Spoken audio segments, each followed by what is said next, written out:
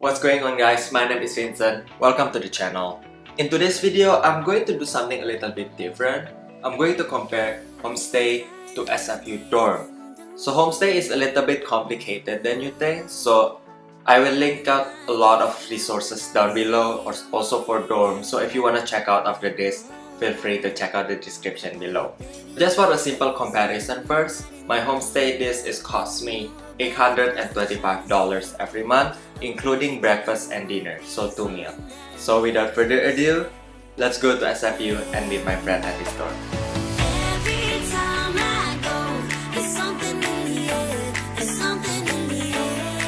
Hi, so yeah, I'm Chris. So I'm staying in dorms right now, and I'm going to be talking about a lot of the pros and cons about staying in SFU dorms. So first of all, there's a lot of benefits for SFU dorms. Mainly one, the social aspect, because if you're a first year student and you're moving to Canada, you want to make as much friends, and being in dorms allows you to really socialize with other people. So you just already form like a wide net, support net for you. Especially coming into a foreign land, you just want to meet other people experiencing the same things you are.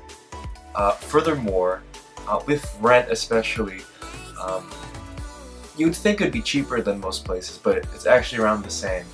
So like rent in general per month is around 1,300 or 1,350. It really depends on which dorm you're staying, because there's a lot of dorms. Is that included meal plan though? Yeah, that's including with the meal plan. Included with the dining hall and meal plan. Yeah. And with the meal plan, actually, SFU is one of the best meal plans. So like other schools, like UC, Douglas, you have to have a card, and like you use money and you fill the card up. But then that card could be used up, and once it's like empty, you can't get food anymore.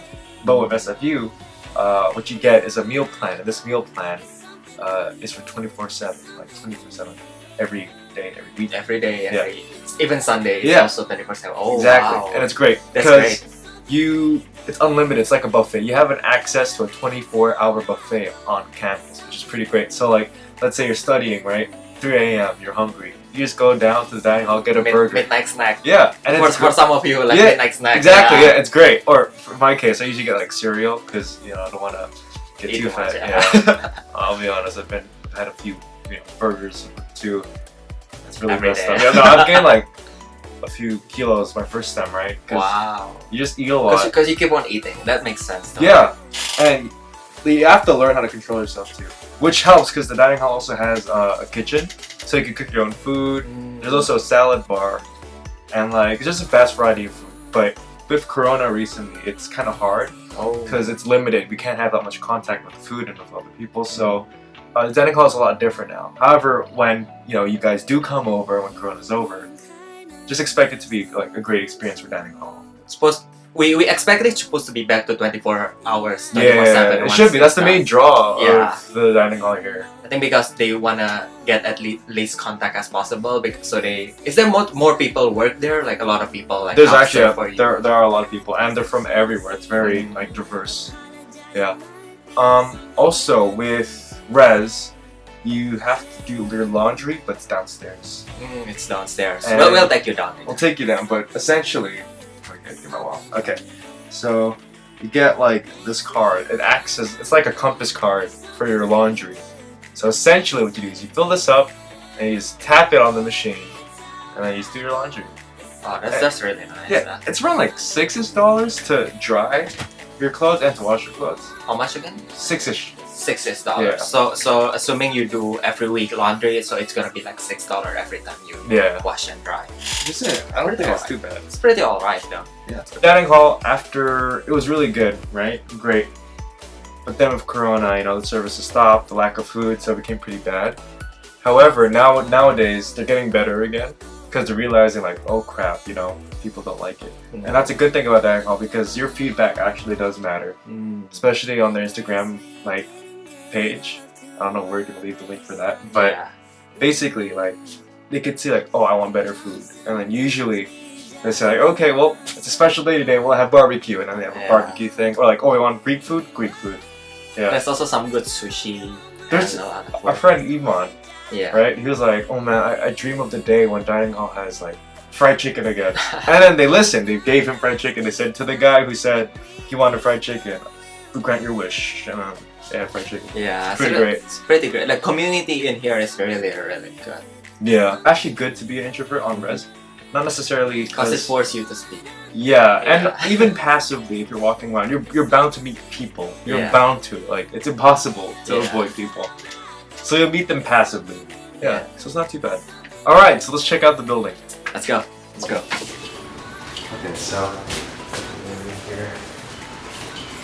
I'll welcome you to the toilet.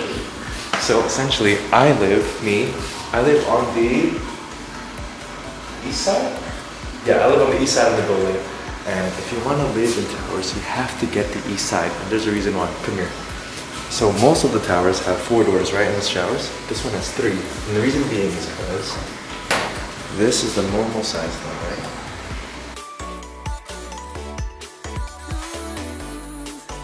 Okay, and essentially, with this side, you get this big one because it's for the disabled people.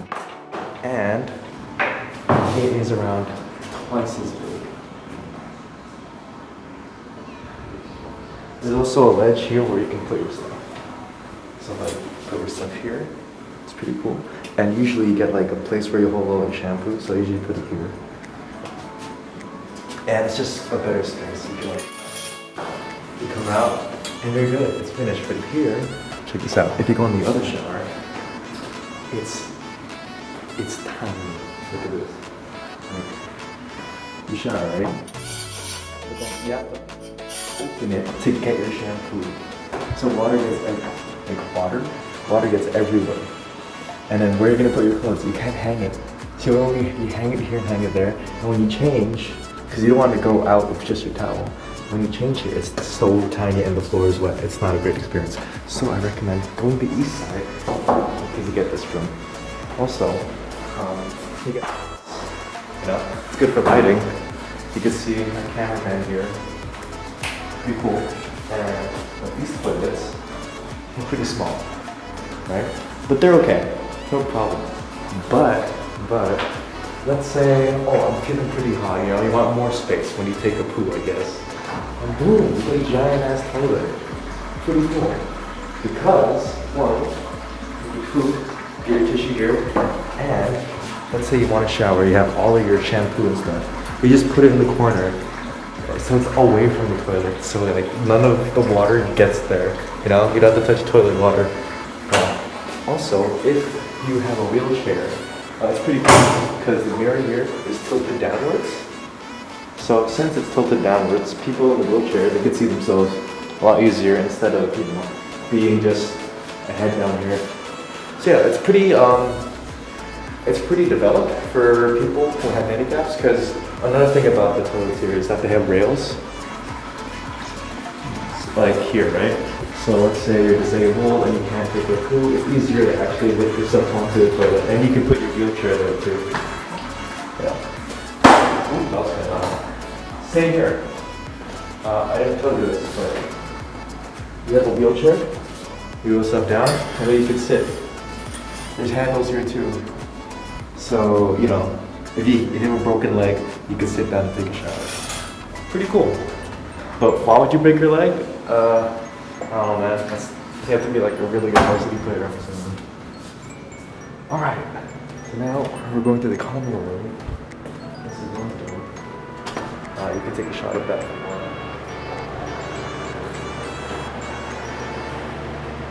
Pretty chill. I tried making it look cooler with the LEDs. But you can't really see it because it's morning right now.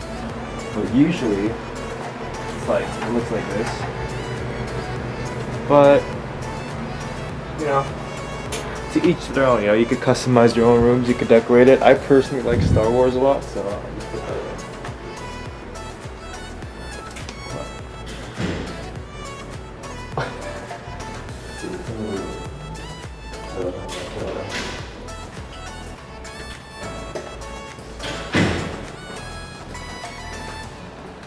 So, this is the common room. And, as I was saying here, there's really not that much to do in the common room. I mean, Sure, there's a TV there. That's a social space, so you can sit down here with your friends and you can watch a TV show. Or you can sit here and you can study. I mean, that's what I usually do because I guess I'm a nerd. And here it's supposed to be a pantry, but you can barely do anything here. All it really is a microwave. And the microwave barely works on most of the floors. So, yeah, you get to wash your dishes, but you know, I'm kind of confused. Why would you wash your dishes if you can't really cook anything? You know, it's odd. Yeah, that's about it really in the common room. That's basically living in the dorm. Let's check out downstairs now. Here, laundry section. Also, for my Indonesians, you're not allowed to smoke indoors. Jeez, that's a big problem because the fire alarms usually get set off when that happens. Alright, so laundry is located on the first floor near the entrance. You'll see that in a little bit. So here we have the lobby. It's really small. It's like the size of 2 dorm rooms. And that's already pretty tiny. You have your hand sanitizer. Really helpful, especially with a pandemic going around. Oh crap, give me a sec. And if you go in, please go over sir. We have the laundry room, the place where you have the best lighting in the whole campus. And essentially, as you can see here, we have our laundry machine. So these are the washers. These here are the dryers. And you have some of the options here. Low temp, high temp, mid temp, delicates. Honestly, if you don't want your clothes to shrink a size, low temp. That's the secret. And you have places to fold your clothes here. I used to do that until I just gave up and shoved them all in a hamper and folded them back in my room. Because why would you fold them here when you can fold them in your room? There's a place to, I guess, hand wash your clothes here. I generally don't do that because, you know, I don't need a hand wash. Technology is pretty great. And you have a chair, you wait there, or you could be that one weird guy who sits and waits for people to come. Don't be that guy. And that's about it really. Oh, another thing is that, okay, so I live in B-Ray, right? And the thing about B-Ray is that it does not have a automatic card loader. So with this card here, is this focused? Alright, so this card here, you basically have to go online. There's gonna be a number in the back of the card. I can't show you because I'm scared. Essentially, you just put that on the website, the Sparks website, and you could add your own value to it. And then once you're downstairs, you just put the card in here, and that's just gonna add the value. You take it out, you put it on this, you just put the phone here. And then you can just like tap to pay. You just press start and it takes out the money from your card. I'll show you the other laundromat, I guess. So this, if you go on Shadbolt, it's a better deal because you get your own card filler. So you just put your card here inside. Wait, let me not let my wallet. Basically, you put your card here, right? And then you could just add value, swipe your card, and it's in. So none of that online stuff. You just put your card in, and you're done. So yeah, B-Ray also I think is a little whiter. This is just redder. I don't know why, but that's just a design. Alright, that's it. So there's a lot of pros and cons, especially with res or anywhere you live. There's always going to be pros and cons, and a lot of the pros of SFU is one, yes, you get a social life. Two, it's closer to res, so you don't have to wake up in the morning so early to just. Oh, that's a perk. Yeah, the commute isn't that bad. Yeah. You have to go like an hour in the SkyTrain and then you know take the bus up here. Yeah. Two, yeah, the dining hall is pretty good. You don't have to cook or anything, but if you want to, you can, which is pretty great. And another thing with res. Oh yeah, there's a park nearby, so it really helps. You know, you can watch the sunset on the mountain. Oh, the Bunabi Park. Yeah, it's pretty good. There's a lot of sunset that I seen like in the Instagram. Usually my friend gonna upload it every time, especially around the fall. Yeah. Where the sunset's roughly 6-7 p.m. It's really nice. I'll pop it up. One sunset that I took over there in SFU. It's really beautiful.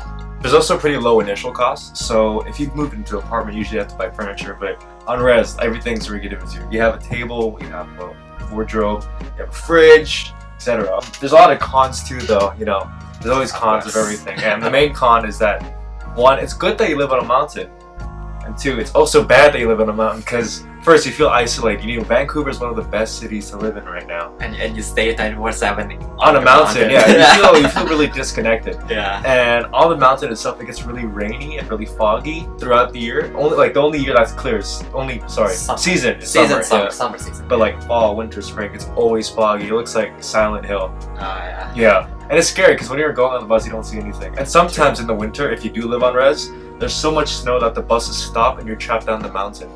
That's one of the biggest turnoff for a lot of people when they live on dorms. Especially like last winter, it's not as heavy as before, but it still got canceled. They still got canceled. That's because I remember there's one time when I woke up and I got emailed from the SFU that the class is canceled due to the snow.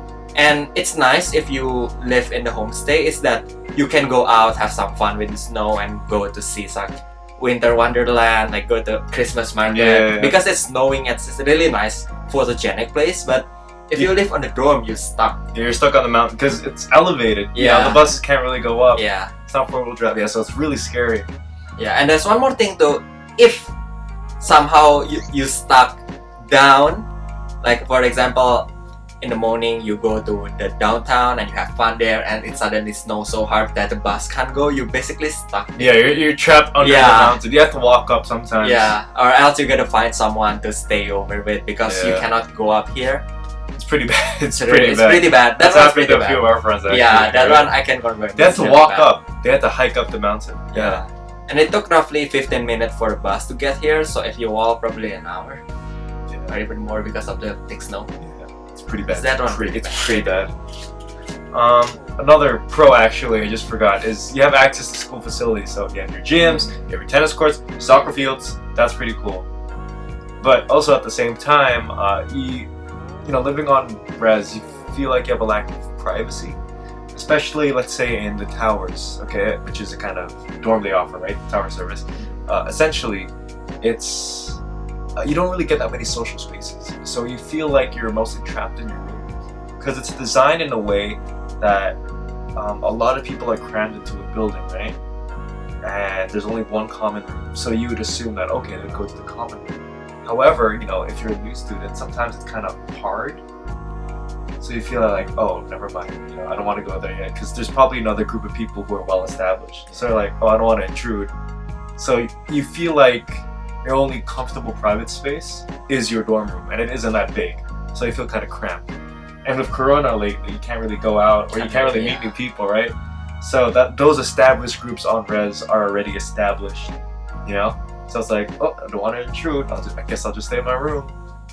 And even that's something that I noticed is that the wall doesn't really soundproof. Oh yeah. So if you're someone who sleep early, like I sleep early around 10, and people having party next to you, it's pretty loud. It's doesn't help too. And there's a lot of construction going on too. Yeah.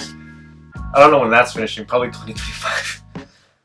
2025. Yeah. Like so SFU constructions. It takes forever. And it doesn't help that the place is made of concrete, so it already looks like a construction site. Yeah.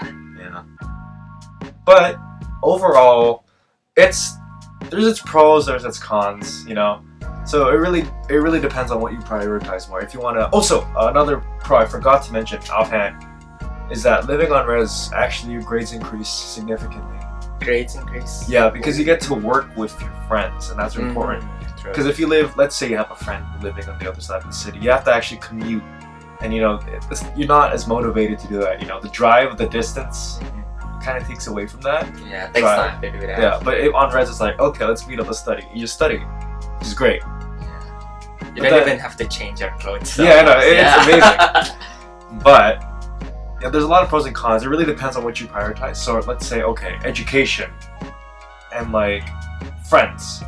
Then I would suggest living on res. However, I wouldn't suggest living on res more than a year because afterwards, you already have your well-established friends, and then you want to move out. And I think second year is the best time to move out because that's when you actually get to experience, Vancouver as the city instead of Vancouver, the destination you visit on the weekend because you live on a mountain.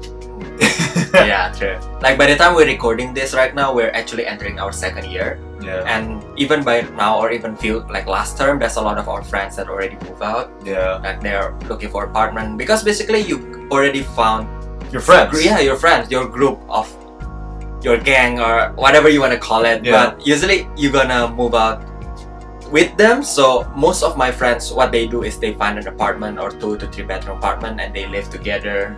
And it's really nice because then you can commute together, you can go anywhere together. It's actually cheaper. It's cheaper, yeah. But you have to cook your own food, and that takes a while. So if you want, if you want an easy life, I guess, and if you aren't really that, social or a person who doesn't really explore that much, res, amazing. You just stay in your room, you get your food, you live. That's it. But if you want to actually explore the city, learn how to cook, or just feel like you have a bigger personal space, like private space, instead of just your room, and get an apartment. Yeah. However, it is really expensive to set up cost of an apartment because you have to It's really pay for expensive, utilities, hydro, Yeah. utilities such as hydro, Wi-Fi, heating, etc. Right? And also you have to furnish your own room. That's pretty expensive.